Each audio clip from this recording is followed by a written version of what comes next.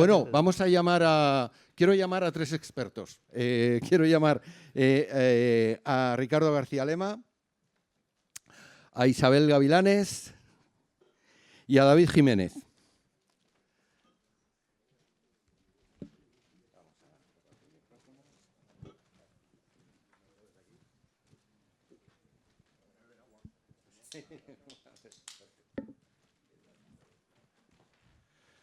Bueno, Ricardo García Lema es Human Capital Management Principal Solutions Engineer de Oracle. Ricardo, como siempre, fantástico la colaboración contigo. Bueno, tenemos a 2 invitados, no los voy a presentar yo, vale. Quiero que los presentes tú. ¿Sí? Sí, los presento yo ahora a continuación. Lo primero, a ver si me respeta la voz, porque hace 2 días estaba totalmente afónico y bueno, veis que todavía tengo la voz un poco tomada. Pensé que no llegaba, la verdad. Bueno, muchas gracias Alberto, muchas gracias a DCH, como siempre, muchas gracias en este caso también a UAX. Vamos a debatir hoy sobre su barómetro. De hecho, esta mesa, quiero daros la bienvenida, que es una mesa de análisis de los resultados del barómetro, de la función de digitalización de la función de recursos humanos. Pero no solo quiero que analicemos los resultados, sino también ver el reflejo de estos resultados en 2 importantes organizaciones de nuestro país. Antes de nada, reiterar de nuevo, como ha dicho Alfonso, la bienvenida a nuestra casa, aquí a Oracle, como también pues como participante también en este barómetro y también pues dentro de los centros de excelencia de digitalización de DCH. Para ello contamos hoy con 2 panelistas de excepción. Voy a empezar en este caso, por Isabel Gavilanes, que es directora de Gestión y Desarrollo del Talento en Alcampo. Bienvenida, buenos días, Isabel. Buenos días a todos. Y contamos también con David Jiménez González, que es HR Senior Manager de Santa Lucía Seguros y también presidente de Proliga. Proliga. Sí, bueno, esto da para otra mesa, ¿verdad? Otro día, si se animan, hacemos un monográfico en el sector del deporte, la analítica, porque es verdad que cuando hablábamos de analítica descriptiva o diagnosis, ni siquiera estaríamos ahí como para hablar de predictiva o descriptiva, ¿no? O sea que yo creo que al final es un tema bastante interesante de comentar. Bueno, pues vamos a dar comienzo a la mesa, donde vamos a, como decíamos, a analizar estos datos desde distintas perspectivas. Vamos a empezar por las dimensiones un poquito más tecnológicas, más técnicas, dando continuidad un poco a los paneles anteriores en los que hemos hablado de Big Data, de Analytics, pero también vamos a repasar pues, otros aspectos también tecnológicos, como puede ser la movilidad, como puede ser la irrupción de la inteligencia artificial, pero luego pasar a un plano un poquito más estratégico y hablar pues, el rol que está jugando ahora el área de recursos humanos y ver sobre esos resultados también un poco la comparativa de digitalización entre el departamento o el área de recursos humanos en comparación con el negocio. Si os parece, damos continuidad a los paneles anteriores. Prometemos que terminamos aquí con Big Data y empezamos por este área, ¿vale? En este caso, reflejan los resultados del análisis que el 53% de los departamentos están reportando utilizar Big Data o analítica. Sin embargo, seguimos encontrando o siguen encontrando pues, ciertos obstáculos, ¿no? A la hora de aplicarlo o a la hora de adoptarlo. Y en este caso pues, pueden ser como una infraestructura de datos que está limitada o el conocimiento de algunos de los empleados. Entonces, te pregunto, David, voy a empezar por ti, si te parece. En tu organización, ¿qué tipo de dificultades habéis encontrado, ¿no? A la hora de integrar la analítica de recursos humanos y, bajo tu experiencia, cómo valoras el impacto del uso del dato, ¿no? Para adoptar o tomar decisiones estratégicas? Fenomenal. Muchísimas gracias. Muy buenos días a todos. Gracias, Ricardo, por la introducción. A Oracle, como siempre, por acogernos en estas maravillosas instalaciones. Además, es que nos acogéis porque aquí tenemos el centro de excelencia, nos acompañáis en el centro de excelencia de digitalización de DCH, que la verdad es que al cual os invito a participar y, por supuesto, a DCH darme la oportunidad de estar aquí con vosotros. Bueno, yo creo que, sinceramente, y voy a coger creo que voy a repetir algunos de los mensajes que se han dado, pero yo creo que es importante poner y subrayar algunas cuestiones. También voy a hacer mías algunas de las frases utilizadas por Delia, con quien compartí varios años en Telefónica. Me quedaría con 2 cosas fundamentalmente, ¿no? La primera, yo creo que a nivel de dificultades hablaría de la convergencia tecnológica. Creo que una empresa como el Grupo Santa Lucía, que cuenta con varias empresas dentro del grupo, diferentes negocios, con distintas susceptibilidades, distinto contexto, circunstancias, pues nos hemos encontrado, lógicamente, como me imagino que os habrá pasado a muchos de vosotros, un ecosistema con una variedad bastante amplia a nivel de sistemas, a nivel de herramientas, donde nos hemos encontrado, evidentemente, que no hay una estandarización de los datos, una codificación común, y eso, lógicamente, son aspectos que hacen que sean bastante compleja la analítica, ¿no? Por ponernos algunos ejemplos, nos hemos encontrado incluso pues a lo mejor pues algún negocio que podría estar apuntando las bajas en un Excel o sistemas de fichaje sencillamente muy diferentes, y eso lógicamente penaliza la analítica, ¿no? Es decir, el hecho de intentar conseguir que se produzca esa convergencia tecnológica, luego seguramente lo comentaremos, pero a veces las inversiones que hacemos en la compañía llegan un poco tarde para conseguir esto, y esto es algo que creo que es una de las barreras que nos podemos encontrar o que nos hemos encontrado en este caso. Aquí hago mía una frase que ha comentado Delia, donde decíamos, y me la he apuntado para que no se me olvide, tecnología y analítica se tocan, ¿no?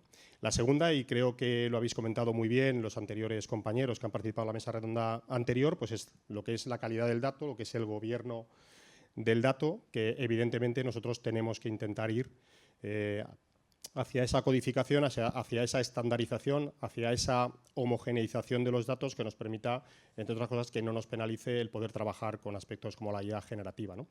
Yo creo que son aspectos importantes en cuanto a las diferencias o las principales barreras que nos hemos encontrado. Es verdad que el tema de la calidad del dato es algo que a veces no nos gusta oír, que no tenemos la suficiente calidad del dato, pero que responde, creo que, a la realidad, ¿no? A nivel de aplicación, pues por poner un par de ejemplos, lógicamente si tienes trabajado o hemos trabajado estos datos de una manera correcta y conseguimos tener esta estandarización y ese trabajo bueno sobre ellos, pues nos ha permitido, por poner un par de ejemplos, hacer análisis, por ejemplo, de diseño y análisis de todos nuestros cuadros de mando corporativos, o por ejemplo cuando nos tocó hacer un análisis sobre brecha salarial, pues el tener los datos bien nos permite ver si esos incrementos salariales que tenemos pues pueden haber hecho o pueden haber influido positivamente, por lo menos en saber o en cerrar esa brecha salarial, ¿no? Y son aspectos que nos han permitido ayudar a trabajar, pero las dos dificultades principales son las dos que he comentado al principio. Muchas gracias, David. Yo creo que a lo mejor de Business Intelligence y de People Analytics tenemos suficiente de momento. Vamos a cambiar un poquito el tercio. Vamos a seguir dentro de las dimensiones tecnológicas. Voy a preguntarte, Isabel, en este caso vamos a pasar ahora a la movilidad. De hecho, hemos visto en el informe de cómo se aplicaba la movilidad en distintos ámbitos. Vamos a aterrizarlo un poquito más sobre el aprendizaje, ¿no? De hecho, yo creo que está ya bastante consolidado, ¿no? En cómo pues el aprendizaje a través de dispositivos móviles se ha consolidado como una de las herramientas principales para la formación de los empleados. En vuestro caso, Isabel, en Alcampo, pues, ¿qué papel juega el aprendizaje móvil en vuestra estrategia de formación? Pues un papel muy importante y muy significativo. Pensemos que el gran porcentaje de nuestros equipos, de los colaboradores de Alcampo, no trabajan frente a un ordenador, no tienen esa posibilidad. Entonces, es verdad que tenemos espacios destinados para la formación. Cada vez más nuestra formación, perdonad si no me manejo muy bien con esto, cada vez más nuestra formación es en formato online y bueno, tenemos espacios para ello, pero no siempre son accesibles o de fácil manejo, quizá, para estos profesionales. El poder acceder a la formación a través del móvil, ¿qué les aporta? Por supuesto, la accesibilidad. Pueden acceder fácilmente al móvil porque además es un recurso que les resulta conocido. Lo tienen siempre cerca, lo tienen próximo. Con lo cual no se enfrenta, pues imaginaros un profesional de panadería o carnicería que se enfrenta ahí a un ordenador y por dónde entro en la plataforma. En el móvil se maneja bastante mejor. Tiene mucha más conocimiento y más recursos para acceder a esa formación. Por otro lado, la formación multimedia que lanzamos a través de los móviles y demás, pues es más diversa, tiene recursos más diversos. Noto que me separo. Tiene recursos más diversos, vídeos, textos, juegos. ¿Eso qué hace? Bueno, pues que el aprendizaje sea mucho más dinámico. Con lo cual ya tenemos las primeras ventajas. La formación es más accesible. La formación, cada persona la puede planificar en función de sus momentos, puede acceder desde cualquier lugar y en cualquier momento a esa formación y además el aprendizaje es mucho más dinámico. Con lo cual las ventajas en nuestro caso son claras, ¿no? Son claras en cuanto a la utilización de la movilidad. Es cierto que hay que tener en cuenta que hay que dotar a las personas de este recurso. Y si no se les dota, hay que compensar lo que supone el uso de su propio dispositivo. Esto lo tenemos que tener en cuenta y eso requiere una inversión. Quizás por eso en ocasiones vamos más lentos en este sentido, por la inversión que supone. Y además, por otra parte, tenemos que velar, y esto es algo muy importante y sé que a todos nosotros nos preocupa, por la ciberseguridad. No solo la ciberseguridad de la empresa, sino la ciberseguridad de la persona que está cediendo su recurso que es de uso privado. Sí me gustaría ilustrar con un detalle. Hay colectivos, los directores fundamentalmente, que siempre están muy ocupados, sus agendas están apretadísimas y les cuesta mucho acceder a la formación, a las plataformas de formación de las que disponemos. Bueno, pues desde que les hemos puesto la oferta formativa en los móviles, bueno, parece que se han animado y ahora son más tiempo el que dedican a la formación. Luego, bueno, pues esto nos ha resultado interesante y cuando hemos valorado el dato hemos dicho, hombre, pues mira, lo hemos conseguido. Y por último, bueno, pues aparentemente se cree, se piensa que los perfiles, se me han caído las hojas, la chuleta, pero yo lo recojo, tranquilo, gracias. Que los perfiles más maduros pueden tener más dificultades en acceder a esta modalidad de formación y en estos dispositivos que los perfiles jóvenes. Esto no es cierto, porque todos estamos acostumbrados, mayores y jóvenes, al uso de un móvil. Con lo cual, para nosotros no hemos encontrado estas dificultades. Y además, forzando o animando a que se usen los móviles, también estamos contribuyendo a que se consoliden las competencias digitales básicas. Porque el uso se aprende si se hace, pues ellos aprenden cada vez más competencias o consolidan más competencias digitales usando un recurso digital. Muy bien, muchas gracias. Voy a compartir con vosotros nuestra experiencia en los móviles. Muchísimas Genial. gracias. Bueno, hemos hablado de Big Data, hemos hablado de movilidad, vemos que hay una irrupción de nuevas tecnologías que están impulsando, ¿no?, el cambio del rol, en este caso del Departamento de Recursos Humanos. Vemos que está cambiando un poco el paradigma, ¿no?, de cómo estaba concebido, cómo estaba, digamos, de un rol más bien operativo hacia más bien un socio estratégico dentro de la organización. Te voy a preguntar otra vez de nuevo, David, en este caso, ¿cómo percibes este cambio del rol de recursos humanos? Y además, si tú crees que existe alguna herramienta, alguna práctica que consideres que ha sido esencial para que recursos humanos se posicione, ¿no?, como un socio estratégico en tu empresa. Pues yo la verdad es que muchas veces cuando hablamos del tema del liderazgo de los equipos de personas o recursos humanos, siempre el liderazgo, el coliderazgo, siempre lo he visto de esa manera, ¿no? Desde cuando hablábamos de procesos de transformación de la compañía o sencillamente ir hacia nuevas formas de trabajo. Yo recuerdo, y no me quiero remontar muy atrás, cuando de repente vemos que el negocio empieza a ir bastante más rápido que nosotros, ¿no? Empieza a ir más rápido que el departamento de personas. Lo recuerdo cuando empezamos a trabajar en su momento hacia nuevas formas de trabajo con metodologías ágiles, ¿no? De repente, personas teníamos que adaptar nuestros procesos y nuestros recursos para dar respuesta a un negocio que iba bastante más rápido, ¿no? Teníamos que adaptar nuestras políticas de selección para seleccionar perfiles que ni nos sonaban, ¿no? O el propio plan de carrera o sencillamente los planes de formación para formar a roles o perfiles nuevos que habían aparecido, que de repente era el negocio el que los utilizaba y nosotros teníamos que responder así, ¿no? Yo creo que ese rol reactivo pasa a un rol más estratégico como es el que creo que estamos adoptando todos, ¿no?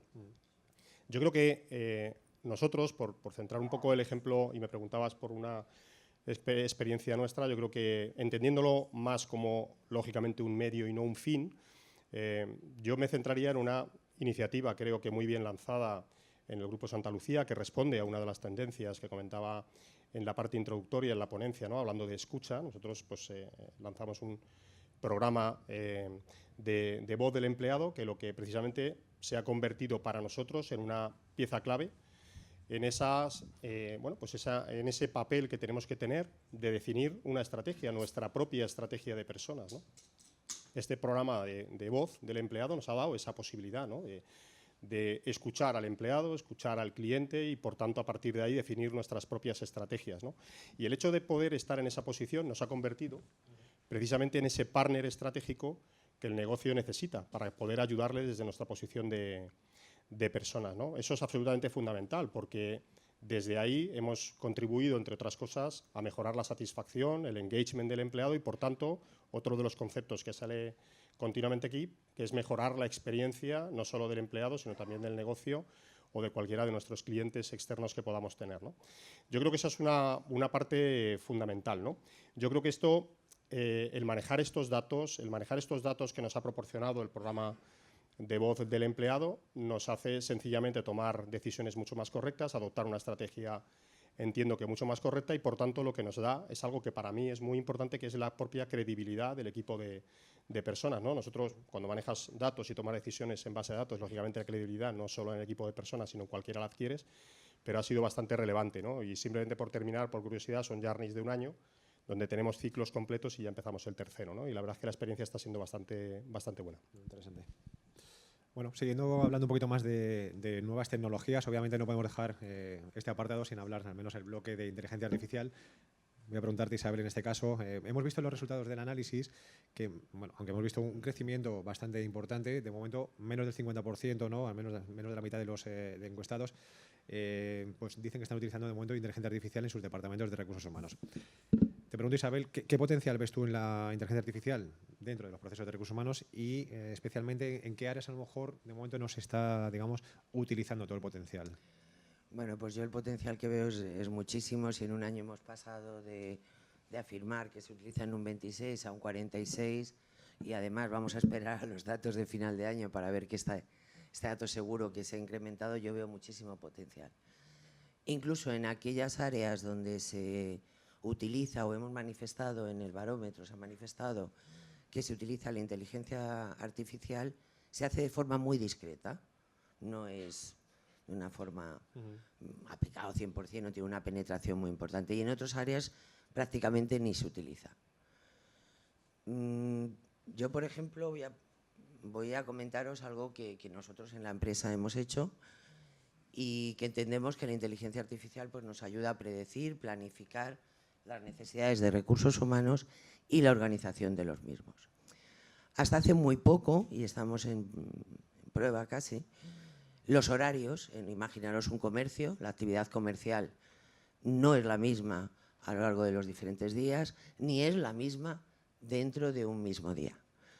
Imaginaros, pues hay que hacer unos horarios de todos los equipos.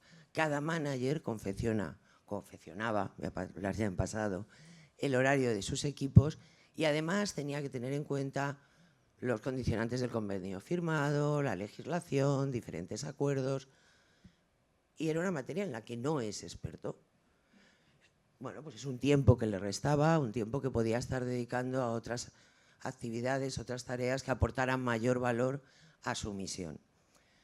Bueno, con una herramienta adecuada de planificación de horarios, retiramos esa carga de trabajo del manager, le permitimos, como os decía, que aporte valor en otras actividades que son más rentables para la compañía y además conseguimos que se adecúe mejor la actividad comercial o los recursos que ponemos a disposición de la actividad comercial con esa actividad comercial. Hay una mejora de adecuación y, por tanto, una mejora en la productividad. Este es un ejemplo de cómo estamos empezando a utilizar la inteligencia artificial en temas relativos a la planificación. Pero hay muchos otros. Seguro que vosotros ya lo utilizáis para predecir, no solo para describir, sino para predecir futuras rotaciones no deseadas, cómo realizar la sustitución de esas rotaciones, cómo está el mercado laboral en cuanto a la oferta. Seguro que muchas de vuestras compañías lo estáis utilizando. También lo comentabais, creo que antes se ha comentado, pues a la hora de medir el nivel de fidelización de las personas y por tanto su compromiso con la empresa y el proyecto de la empresa, también podemos utilizar, o se va a utilizar sin duda y se va a extender la inteligencia artificial. Yo soy una convencida de ello. Nos ayuda a minimizar sesgos, tanto en la selección como en la promoción, sesgos de los que no somos conscientes.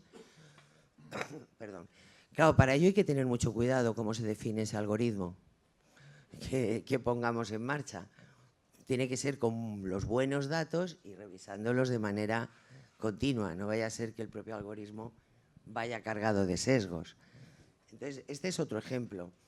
En la gestión del desempeño, en la evaluación del desempeño, también lo habéis mencionado antes, sin duda la inteligencia artificial tiene cabida. nos va a resultar mucho más sencillo no solo medir las competencias técnicas, que parece ser es más fácil, sino también poder medir las soft skills, que muchas veces están sujetas a subjetividad, a opinión. Esto nos lo permitirá. Podemos tener un diagnóstico mejor y, sin duda, comparando este diagnóstico con las necesidades que pueda tener la empresa, podemos definir planes de desarrollo individuales mucho más eficaces de los que venimos definiendo hasta ahora.